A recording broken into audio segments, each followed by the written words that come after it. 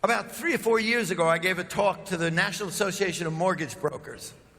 They don't seem to be hiring a lot of people these days recently. But right before me, they had the 4 top people in the country, top producers. And they were going to give their words of wisdom. First person comes up and she says, "My success strategy, it's easy. I just work harder than everybody else. I'm in the office at 6 o'clock in the morning. And I'm writing out mailers, I'm sending out things, I'm making phone calls, I'm doing this, I'm schmoozing, I'm boozing, open house, I'm all 10 at night, I'm all." You know, I listened to that, I was like, jeez. Second person comes up. "I never go home. Man, I'm working so hard, I'm in the office all day." Third person comes up. "I ain't even got a home."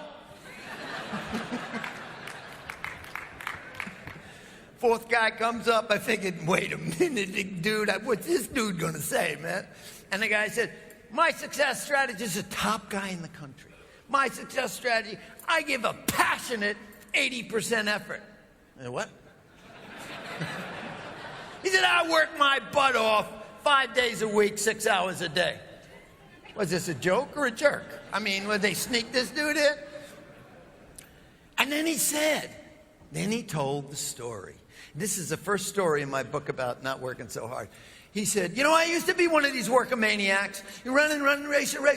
And he said, "Man, I was so stressed, working so hard. You know, my marriage was on the rocks. I didn't even recognize my kids. I couldn't sleep. I had, all kinds of, tics and tocs, and, I was a mess."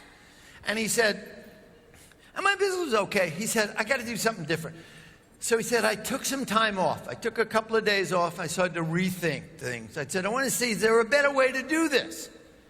And what he said, he realizes, as the mortgage broker, you're at the end of the line. People come, they buy a house, they find a place, then they got to get a mortgage. Like you guys. Guy writes an RFP, and then he sends it to you. So you're at the reactive end. He said, what if I was at the proactive end? Remember what Sam Walton said? Always consider the opposite.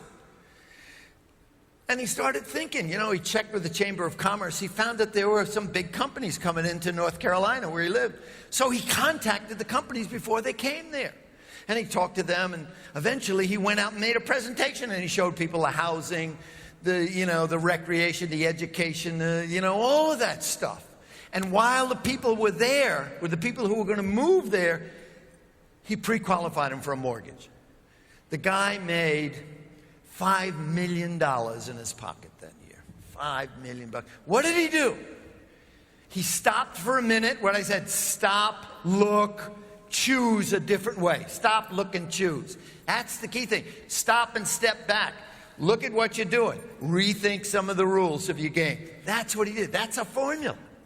He went from being at the reactive end to being at the proactive beginning and creating the opportunities.